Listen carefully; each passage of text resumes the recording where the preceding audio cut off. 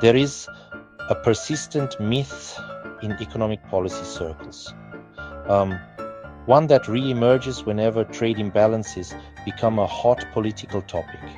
It's the idea that a quick, decisive currency deal can solve deep-seated economic problems.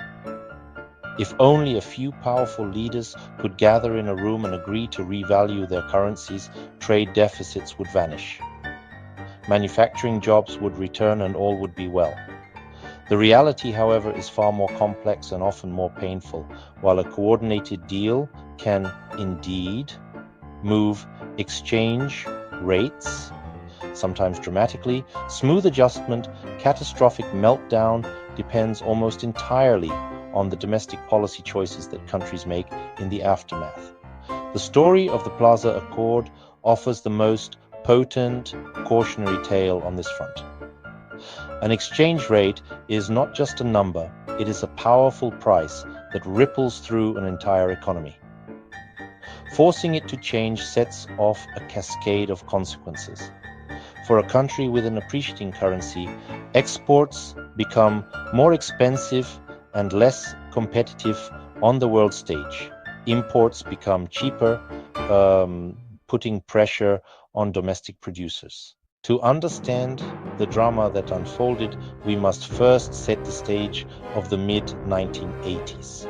The United States was running a massive and growing trade deficit fueled by a US dollar that had soared in value. This powerful dollar, a result of tight monetary policy under Federal Reserve Chairman Paul Volcker and large budget deficits from the Reagan administration's tax cuts, made American exports prohibitively expensive and foreign imports irresistibly cheap. The consequence was hollowing out of American manufacturing, leading to intense political pressure for protectionist measures. Cries for tariffs and quotas echoed through the halls of Congress, threatening to unravel the post-war global trading system. Something had to be done to release the pressure.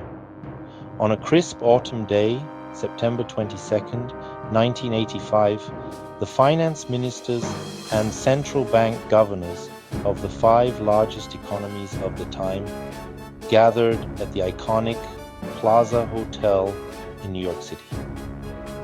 The participants were the United States, Japan, West Germany, France, the United Kingdom.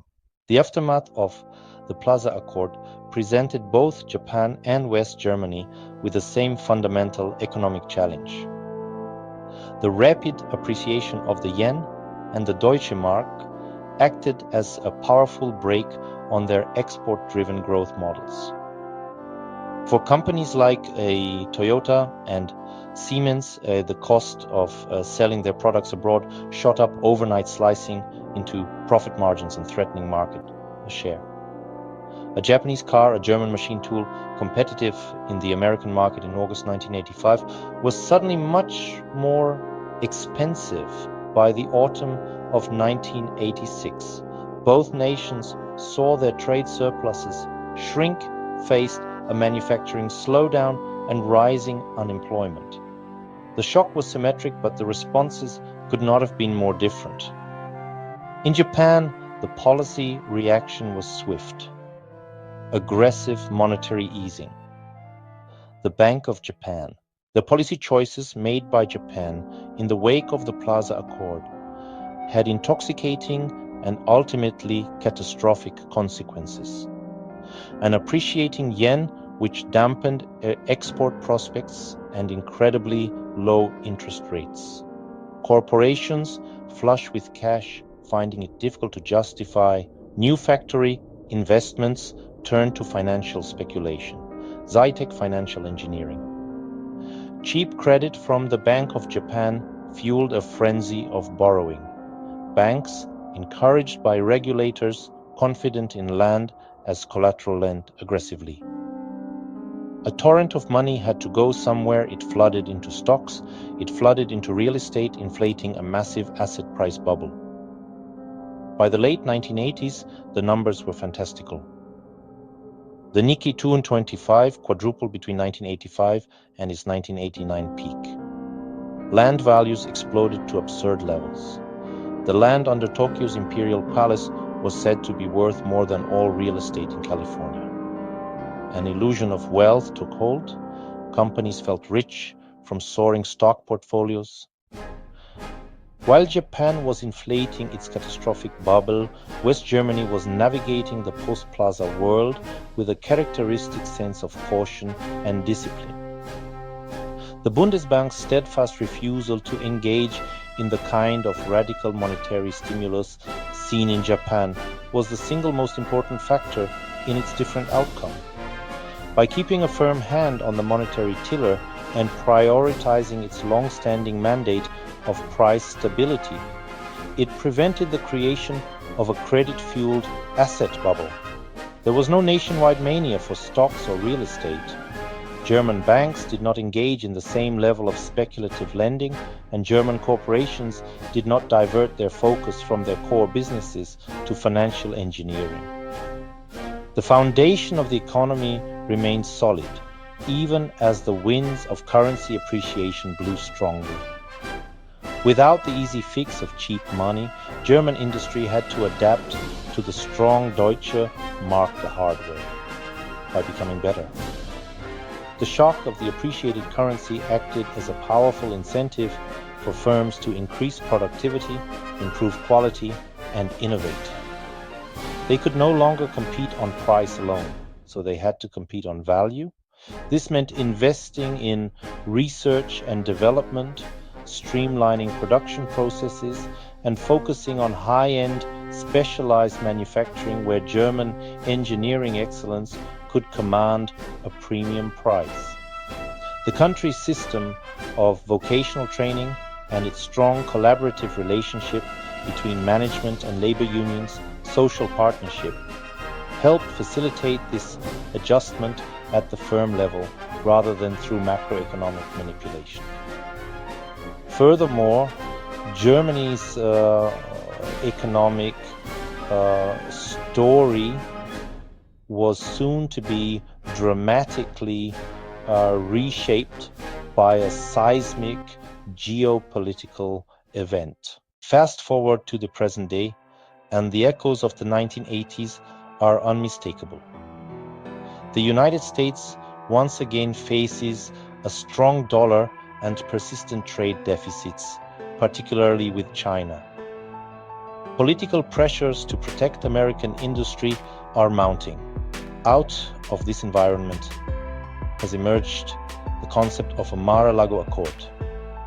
The name ties to former President Donald Trump and his Florida resort.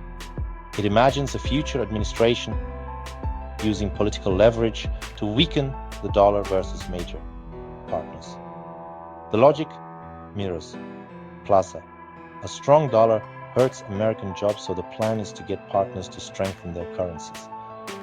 But a hypothetical Mar-a-Lago Accord differs in key ways. First, a real agreement versus a speculative idea. The Plaza Accord was a concrete, signed pact among finance ministers. Mar-a-Lago exists mainly as political rhetoric, a threat or a promise, but not a negotiated reality. Second, the cast of characters has changed. Plaza was among Western allies and Japan under US security ties. A modern deal would have to involve China, a strategic rival. US leverage over China isn't comparable to 1985 leverage over Japan. The trust that made the G5 work largely isn't there now. Third, the institutional landscape has transformed. Central banks are more independent and focused on inflation targeting. They would resist subordinating monetary policy to explicit exchange rate targets. Global capital flows are far larger and faster today than in the 1980s. Any sustained intervention now would be colossal, costly, and likely doomed to fail. A modern accord would be swimming against a much stronger financial tide. So, what does this journey back to the 1980s teach us? The story of the Plaza Accord and its divergent aftermath for Japan and Germany offers one of the clearest lessons in modern economic history.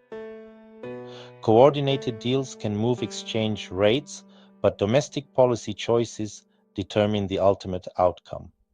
The Plaza Accord did not doom Japan. Rather, Japan's own policy response, choosing the path of massive monetary stimulus and credit expansion, is what inflated the bubble that led to its lost decades. Germany's contrasting experience, marked by monetary discipline and structural adjustment, proves that a different, more sustainable path was possible.